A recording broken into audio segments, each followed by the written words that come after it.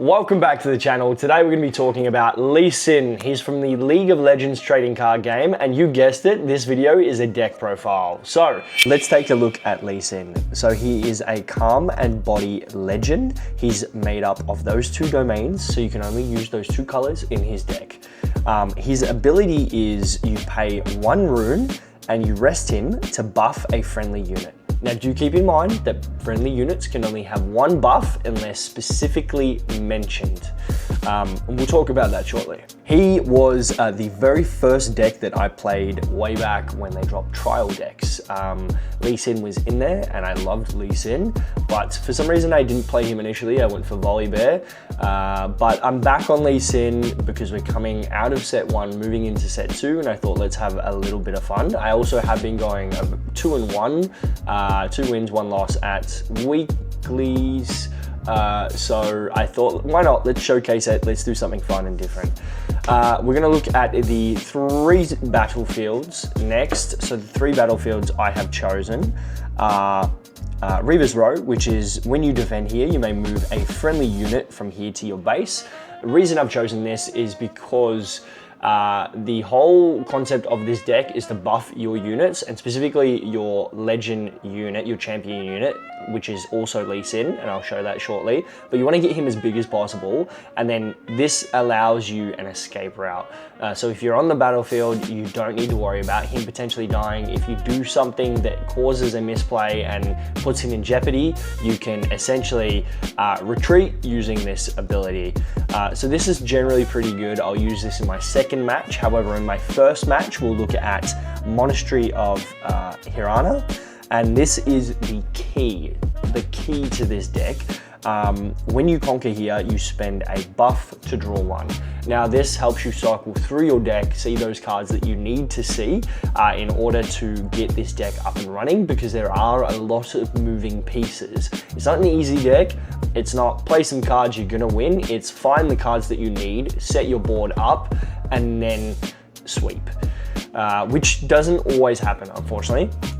And then the last card, which I would argue you can switch out, but this is when you hold, draw 1. So generally speaking, if your Lee Sin, if done right, your Lee Sin is big enough, or your units are big enough that they can hold consecutively without having to worry, and then you get some more draw power, which in this deck is primo. From there, we'll take a look at my rune split. So we've got 1, 2, 3, 4, 5, 6 body runes, and I've gone, you guessed it, 6 calm runes. Now that we've taken a look at those, let's take a look at the deck.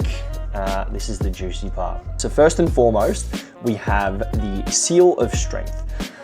For those who don't know, Seal can be tapped to cover the cost of power, okay? And if you are unsure what that means, look up a guide. There will be a guide coming shortly on this channel, so you can wait until then. This is key because a lot of my units cost 1 power or 2 power, specifically the orange, by the way. It can't be used for any other color, so this comes in handy. Next, we're going to look at Sabotage. This is a key card when you're going up against decks like Annie, and then in set 2, Draven. Realistically, any purple and red you do not want to see. You want to get them out of your opponent's hand. If you feel as though they're about to make a big play, you can hold, you can use it late game. But if you want to just get an idea of what your opponent is holding early game, this isn't a bad card to use, because not only do you get to recycle one of their cards, which means pop it at the bottom of their deck, you also get to look at their whole hand. So it is a really good card for just getting information. I'm currently running 2 of those, okay? Then we have our Clockwork Keeper. This is it's just a standard 2 cost with 2 might. What this does is, I've got 9 2 costs in my deck, actually 8 currently. That's just to increase my chances of having a turn 1 play. This dude specifically though, when you play him, you could pay 1 Calm power, which is the green, to draw a card. However, with Lee Sin, you generally don't want to do that unless your starting hand is significantly bad, because it does put you on the back foot and you need to get to your 6 or 7 rune turn as quick as possible, especially within this deck, okay? So we're running 2 of these. Then we're running this little dude, which is the Stalwart Poro. Reason being, he's a 2/2 once again, but if you manage to get him on a battlefield, he gets shield 1, which is essentially he gets +1 might when defending. On top of that, if you play him on your second turn, you're going second, you can use your leader ability, rest him to give Poro a buff. Now all of a sudden, he's become a 2/4 in defense, which is really good value, especially when you're going up against decks that have a mid-range tempo, because you tend to contest with them. If you're going up against something like Annie, they will just return it back to your hand with Fight or Flight, or the 1-cost event. I think that's what it's called, but I'll pop it up on the screen. So do keep in mind, they can sometimes screw up your tempo, and that's why it is really beneficial to use something like Sabotage if you can get around to doing so, okay? Generally speaking, if you're going first, I'd use Sabotage. Going second, then you do the 2-cost buff, and then whatever it may be, because you don't really have a 4-turn play that is substantial. You can miss it, and there's no need to worry, realistically. Here we are, we've got our next 2-cost, 2 might, and this time what he does, when you play him, you get to buff another unit. So this is really beneficial late game. It works in tandem with a couple of the other cards that I'm running. All round, decently strong card. And we are running 3 of these. Next, we're moving on to one of our gear cards. Now, this is Zhonya's Hourglass. This is a key in this deck, again, because the purpose is to maintain survivability. We do not want our units dying once they're established. If your units die, you're going to really struggle to maintain tempo. So Zhonya's really helps with that. You can either play it to your base for its regular 2-cost, or you can recycle 1 power, any cost of your choice, to put it at a battlefield that you are already at. Essentially what will happen is that if your unit dies, this will trigger. However, do keep in mind that this triggers for the first unit's death. So if you're in a showdown, multiple units die, and the one that you wanted to save dies second, then it's unfortunately of no use. So do keep that in mind when playing around this card. We're running 2 of those for the survivability, can go up to 3. I do have Sideboard, I will show that towards the end. Got Challenge here, which is another good card. This helps you contest individuals who are having their base built up with units and not being super aggressive, because what people tend to do is when they're versing Lee Sin, because you have big bodies on a battlefield, they'll attempt to keep multiple units at their field over 1 or 2 turns, maybe 3 turns, and then move in together to take you out. This helps eliminate that process, and again, allows you to maintain your survivability. So Challenge is quite useful. I'm running 2 of these. I'm contemplating going up to 3, but currently I think 2 is where we want to be. Now this is the bread and butter of this deck. This is Mistfall. It's a gear that stays in base. You can use it the turn it's played, as per all gear. When you buff a friendly unit, you may pay 1 power. It has to be specifically the body power, and exhaust this card to ready the unit that you just buffed. So perfectly works in tandem with your leader ability. So if you come and you play a card late game, this works really good late game. So any of your big bodies, if you've got this established on board, you can see, we'll showcase it later on, I'm running a few big bodies. This just helps you maintain aggro while also being a big body. So this is really good card, and this is essentially key. We're running 3 of these because if you don't see these, you will have a hard time. Do keep in mind, it doesn't mean you're going to lose the game, it just means that you're going to have a hard time. Now the second component of this combo is Arena Bar. And what this does is you get to rest it and then buff an exhausted friendly unit.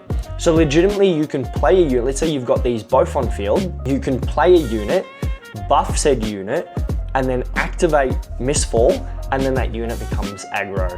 And that is all for the cost of 1 power, which is really good. It's really good value, but to get there, it's a bit of a steep curve. You need to find all the pieces, and this is essentially what I was talking about. If you don't find the pieces, the deck slows down substantially and also loses a bit of its power. However, can still do what it needs to do and win games. So we've got 2 arena bars because I just don't want to get bricked up it's just not worth it, I just don't think, because especially you can just use your leader ability if you need to. This is just a free cost, so that's why I've got 2 in there. Next, another bread and butter is Stand United. This is a great card to once again maintain that survivability. I'm sure you're picking up on the reoccurring theme here is to establish your board, stick with your board, and make sure your board survives. If not, you will have a hard time. Now, Stand United is a card that you can play hidden at a battlefield that you own. I tend to do that quite a lot, opposed to paying its standard cost. The reason being is it's an action, so sometimes when people are attacking into you, you won't have the ability to play this, so I use it as a hidden. Now, what it does is it buffs a friendly unit. After the buff, you give an additional +1 to +1 might to friendly units this turn. So essentially, if you've buffed all your units, they now have +2 instead of +1, which is substantial in this game. It does make a big difference. And then if you're going from 7 to 8, and you're wanting to essentially hold a point, you can move all your units onto here, place this hidden, and then let them try as best as they can. Do keep in mind that in Riftbound, you do as much as you can. So if you can't buff a friendly unit, you still get to give +1 might to all buffs that are already existing. It's still an excellent card to help you just get over that line. Especially if people don't expect it, they expect the Zhonya's instead when it's face down. So this is a really crucial card and it's come in clutch multiple times. That's why we're running 3 of them. Next, we have Sunlit Guardian. This guy was recently just put in, reason being survivability. You guessed it. He's a tank, so what he wants to do is take most of the damage to hopefully alleviate the damage from your Lee Sin or your Udyr, which we'll get into shortly. Basically keep other cards alive. It doesn't matter if this guy dies, but once again, he's got shield +1, which plays nicely into Lee Sin. We like to get onto battlefields and hold them as much as we can, or build in base. Those are the 2 alternatives, depending on your playstyle. And then essentially he becomes a 3/4 with Lee Sin's ability. He becomes a 3/5, which is really, really good value. In my opinion, we are running 2 of these. Next, we've got Kinku Monk, who is not a bad card. I'm running 2 of them. I'm kind of on the fence on whether or not I should continue to run them, to be honest. But I haven't found anything else to opt in. I will be running this in set 2 when Spirit Forge launches, so maybe I could swap it out for some gear. We'll see what happens. Essentially what happens is you need to pay 1 recycle cost, 1 power, it's a 4 energy, 4 might, but you get to buff 2 units. So essentially if you're behind on buffs, or you've been spending your buffs to conquer that battlefield previously, this can help you just gain that edge. Ultimately, I use this in tandem with Udyr. We haven't got to Udyr yet, but I will show you when he comes up. Again, I think you could probably swap them out and not feel like you're missing too much. So if you want to change something, I would probably lean to change that, to be honest. Next, we've got Dragon's Rage. This is a very crucial card. I unfortunately only have 1, but I need to get more. I would probably run 2, maybe 3 in here, but definitely not 1. It's not enough. Essentially what it does is it's a 4 cost and you get to recycle either a green, a body, or a calm unit, so green or orange, not unit, rune. You get to move an enemy unit, then choose another unit at its destination, and they essentially battle each other. So if your opponent has conquered both fields, you're a bit slow to the field, you're a bit slow to like building up your deck, maybe you haven't seen the pieces that you're needing at that point in time, but you do see this, you can just get them to essentially kill each other or kill one, which helps quite a lot. The only thing you need to watch out for this one is a Defy. A Defy can get over this, a Windwall can get over this. So tend to do this if your opponent has no runes active. Also, it is a slow spell, so you cannot play this unless you're in a standard state. Here we've got Adaptatron. This is crucial. Again, I have more in my sideboard, but this guy is in here for the MFs. He's in here for the Volibears. Anyone running Aurora, this is a see you later card. Get out of here, I don't want to deal with it. So what he does is when I conquer, you may kill a gear. If you do, buff me. So again, the main use of this is to kill with your ability to ready cards instantly off of Misfall and Arena Bar. This can be quite good. It can catch your opponent by surprise. So this is good. I've only got one in here because there isn't a lot of Misfall, a lot of Volibears and MFs at the moment. However, I just would like I like knowing that if I do go up against one, I have the ability to potentially pull him from my deck. Opposed to just going, I'm kind of screwed, to be honest. Next, we've got Wildclaw Shaman. He's a 4-cost, 3 might. Essentially what he does is when you play him, you get to steal a buff from another unit, give it to him, and ready him. So he becomes a 4-4 with rush, essentially. So it's really good just to give you that little bit extra aggro. Most of the time on your first turn, you've got down a 2-cost who's already buffed, and then from there, you lean into your second turn and you get to play this guy and just kind of aggro out with 2 units at that point. So this is a pretty good card. I'm currently sitting at 2. I think that's enough because the write-off of taking a buff from another unit can sometimes jeopardize your game state. So I think I'm quite happy with 2 at the moment. Next, we're running MF. This was recently swapped out from Kiana. I think MF just works a lot better in this deck. The reason being is that you can give her rush, therefore maintaining the aggro if you need to, because sometimes you really do need to maintain aggro in this game, especially when you're going up against those aggro decks like Jinx, or you're going up against someone like Annie and then in set 2 Draven. This is really important. So she's a 5/5 might with a 1 body recycle cost. And then you can give her accelerate, so make her a 6/2.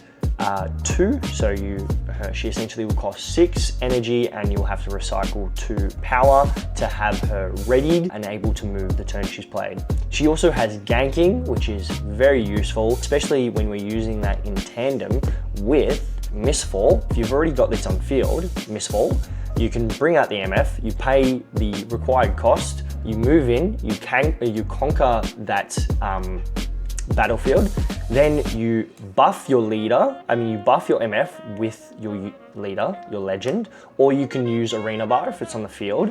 Then you pay the relevant cost, which is another power, to stand her up and move across to the secondary battlefield using ganking. Now, that isn't all. MF also has the ability to restand anything of your choosing. You can restand a rune, you can restand another unit, you can restand your legend. Anything that has been exhausted, you can restand when you move her. You can only do this once per turn, but this is quite useful because you can ready another unit that you may have moved with prior. You can give yourself another rune to play with, or you can just get another buff or potentially get another aggroed unit.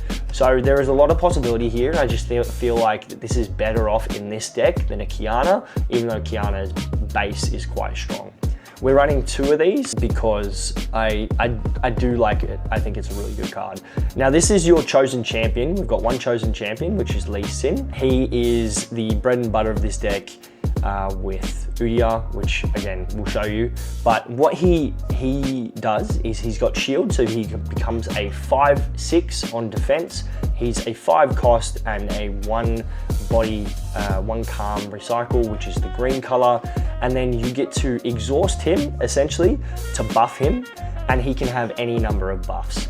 So in 1 turn, you can essentially rest him, give him a buff, use your Lee Sin legend to give him a buff. Now he's a 5/7, and you can just keep going from there. The point of that is to call him out as soon as possible. You get to turn 5, you want him on your field. You want him there so you can start building him up as quick as possible. Once you have him there, you can kind of relax a little bit and then lean into the next part, which is Udyr, and I'll talk about it slowly. But he's your bread and butter. You want to keep him alive. If he dies, you're going to have a really hard time maintaining your tempo. We only have 1 more in here opposed to 3, because I feel like if you're getting through 2 of them for whatever reason, you're kind of at a loss. You're going to have a really hard time anyway, so I don't think that it's necessary to run 3 in this deck. I think 1 as your chosen champion, 1 in your deck is more than enough. The champion unit that we're running 3 of is Udyr. I think he is so severely underrated. He's super key in this deck, so let's talk about it. He's a 6/6 base stats pretty good. Recycle cost is 1 power, which is an orange power in this case. Now do keep in mind, the reason we are running this over here is because pretty much all the cards in this deck require 1 power, 1 body power. So we use this instead of getting our runes recycled, okay? So what he does is when you spend a buff, you get to choose one of these 4 abilities. So you can play Udyr, you can buff him with your leader, you can buff him with your arena bar as many times as you want, as many times as you're capable per turn, and you can use these. There's no limit to it. So you can deal 2 damage to a unit in the battlefield. If you're just under might, you want to lower their might, go ahead and do this, and then attack with a smaller body, trade off, now that battlefield's clear. If you want to go in with Udyr, and you've got the ability to go in with Udyr, or another unit, potentially your Lee Sin that's established and you've got bigger might, you can stun a unit in a battlefield. Move in, completely eradicate said battlefield. You can ready him on the same turn. So turn he's played, you can buff him with Lee Sin and then ready him if you so choose. And then lastly, you can also give him ganking for the turn. This is a substantial card in this deck. Most of the time you'll have him in base, right? And you'll stun or you'll deal 2 damage to a unit. That is how I play him personally. And then you'll move in with your Lee Sin to capitalize on the stun or the weakened unit from 2. You can, there's been times where there has been a 6 might creature on a battlefield and I've only had Udyr. I've managed to buff him 3 times in that turn, completely killing their unit and pissing off my opponent. It's been absolutely amazing. This Udyr absolutely slaps, and that's why we've got 3 of him. He is such a good card. There's just so many different lines of play that you can get from Udyr, so I'm a very big fan. Lastly, we have 2 of these. This is Master Yi. He's from the Proving Ground box set, so unfortunately, if you didn't get that, you don't have access to him right now. They are doing reprints in the future for Spirit Forge, for cards like this. He comes in ready. He's a 7/6. Once again, 1 recycle, body power. He has ganking, so he gets to essentially apply a lot of pressure late game, and it's exactly what we need. Most of the time, you're closing out the game with Yi. This is the card you want to see to finish him. That is a complete breakdown of my deck profile. The last thing here I want to show you is my sideboard. The sideboard consists of 1 Zhonya's in case I'm going up against a red deck like a Kai'Sa who has a lot of destructibility. I'll generally put in the Zhonya's to help alleviate the death of my units. We have another Adaptatron if I'm going up against a Volley or an MF or someone who has gear that is annoying me. I will use this and I will sub him in to complement the other one in my deck. Defy, I'll generally use if I'm going up against an Annie, any purple in general. I want to get them off my back. I want to stop their Ride the Winds and their 1-cost event. I forget what it's called in their Fight or Flights, okay? So this helps maintain your tempo and just screws them up a little bit.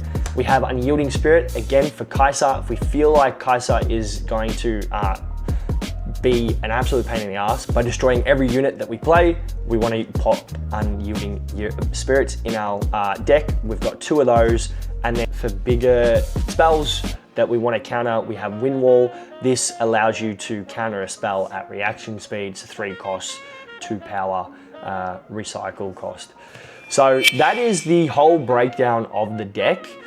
Truly, I think it's a lot of fun. I want to see what we can do with it in set 2. I hope that this has been pretty enlightening for you. I want to see more Lee Sins. I think this deck is severely underrated. I also just want to see more variety in this game. I think there are so many different types of decks that we can play, but obviously there is a handful of really strong decks that are just outliers in this instance.